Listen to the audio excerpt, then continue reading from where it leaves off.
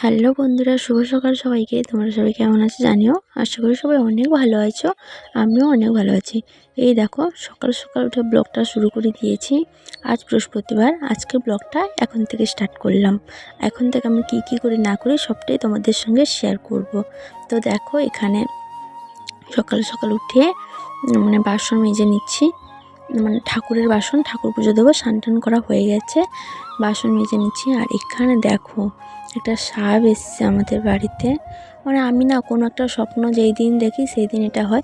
কালকে রাত্রিবেলা স্বপ্ন দেখেছি, আজকের ভোরে দেখেছি আমার ওদের বাড়িতে সাপ এসছে, সত্যি সত্যিও এসছে। আর এই সাপটার একটা চোখ না, মনসা ঠাকুরের যেমন থাকে তেমনই ছিল, ঠিক সাক্ষাৎ মা মনসা আমার বাড়িতে এলেন। তারপরে দেখো, এখানে পুজো দিয়ে দিয়েছি, আর এখানে হচ্ছে প্রসাদ খাবো। তো বন্ধুরা, এই যে দেখতেই পাচ্ছ, সকাল থেকে আর ব্লগ শ্যুট করা হয়নি। এখন বাজে প্রায় 4টে কি 4:30 এইভাবে হবে, বিকাল 4টে কি 4:30 এইভাবে হবে। তো দেখো, এখানে ফলগুলো পেপারে নিচ্ছি। তোমাদেরকে বলেছিলাম আমার মা অসুস্থ, এই জন্য মায়ের জন্য নিয়ে যাব, তাই ফলগুলোকে পেপারে ভরছি। আজকে যাবো বাবার বাড়ি, মাকে দেখতে বলো, তারপরে যাব একটা জায়গা, জায়গা বলতে একটু ঘুরতে যাব। তো তোমাদের সাথে শেয়ার করব কোথায় যাই।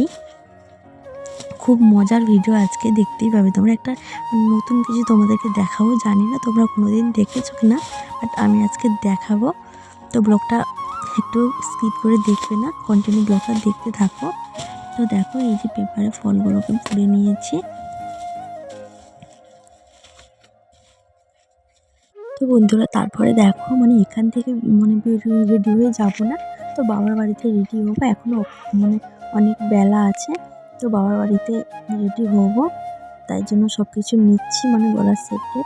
তারপরে এই দেখো, বাবার বাড়িতে চলে এসেছি। এটা ছিল আমার ভাই, খুব লজ্জা পাচ্ছিলাম। আর সেটা তো আমার দাদার ছেলে, তোমরাই জানো। সবাই মিলে বসছি, গল্প গুজব করছি এখন। খুব আনন্দ হয় বাবার বাড়িতে গেলে, সবাই আছে তো, সেই জন্য খুবই আনন্দ হয়। তারপরে এখানে দেখো, ছোটো বৌদি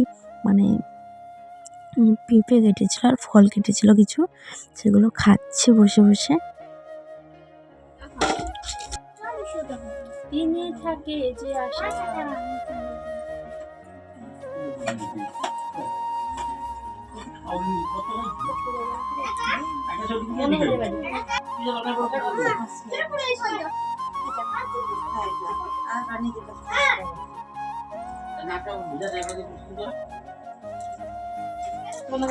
বন্ধুরা, এই যে দেখতে পাচ্ছ, রেডি হয়ে পড়েছি। এই শাড়িটা পরেছি, আর এই গলারটা তো তোমরা দেখেছো আগের আগে একটা ব্লগ দিয়েছিলাম। আর এই কানেরটা করেছি, কেমন লাগছে কমেন্ট করে জানিও। তো চলো, মেলা দেখতে যাচ্ছি, কি করি না করি সবটাই তোমাদের সঙ্গে শেয়ার করবো। চলো, কন্টিনিউ ব্লগটা দেখতে থাকো। সো বন্ধুরা, এই যে দেখতেই পাচ্ছ, মেলাতে পৌঁছে গেছি। এটা হচ্ছে মেলার মেন গেট, চন্দননগরের লাইট দেওয়া আছে ফার্স্টে একদম। তারপরে দেখো, চলো তোমাদেরকে দেখাই কি সারপ্রাইজ ছিল তোমাদের জন্য। এই যে বন্ধুরা, দেখতেই পাচ্ছ, ঠাকুর, একে বলা হয় ভীম ঠাকুর। তো আমরা ছোট থেকে শুনে এসেছি একে বলা হয় ভীম ঠাকুর। তো খুবই ভালো লাগে এই ভগবানকে দেখতে।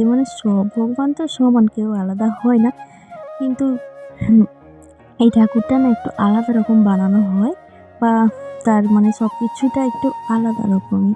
খুব ভালো লাগছে, তোমরা দেখো, সামনে থেকে দেখলে আরও ভালো লাগবে। আমরা ছোটোর থেকে দেখছি এই ঠাকুরটাকে। তো আমরা যখন ছোটো ছিলাম তখন এখানেই নাচ করতাম, ফাংশানে, বিচিত্র অনুষ্ঠানে নাচ করতে আসতাম এখানেও মাস্টার ছিল, শেখাতো, তো নাচও করতাম। তারপরে দেখো, দাদার ছেলে আর আমি প্রণাম করে বেরিয়ে এসেছি। তারপরে এখানে না বন্ধুরা, একটা ইন্টারেস্টিং ব্যাপার আছে। এখানে সরস্বতী পুজোর দিন থেকেই পুরো মেলা বসে, পূর্ণিমার আগে পর্যন্ত। কালকে পূর্ণিমা, কালকে শনিবার শুক্রবার পূর্ণিমা, তো বৃহস্পতিবার আজকে, তো আজকে মেলাটা সরবে, যবে হবে না, পূর্ণিমার আগে মেলাটা সরে।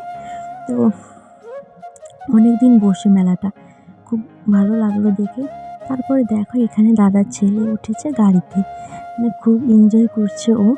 এই যে দেখো, আমরা যখন ছোটো ছিলাম আমাদের সময় হয়তো এসব ছিল না। খুব আমাদের আমরা ছোটোবেলাকে খুব মিস করি। যদি আমরা ছোটো থাকতাম তাহলে হয়তো এইভাবে গাড়িতে উঠতে পারতাম, কিন্তু সেসব দিন তো আর ফিরে পাওয়া যায় না, না। মানে পিছু টানার করা যাবে না। বাট দেখো ও কত সুন্দর গাড়ি চালাচ্ছে, দেখতেও বেশ ভালোই লাগছে ওকে। তো দেখো মানে বসে আছে চুপ করে, একদম আমাদের দিকে আর তাকায়নি, যেন আমাদের চেনেই না একদমই।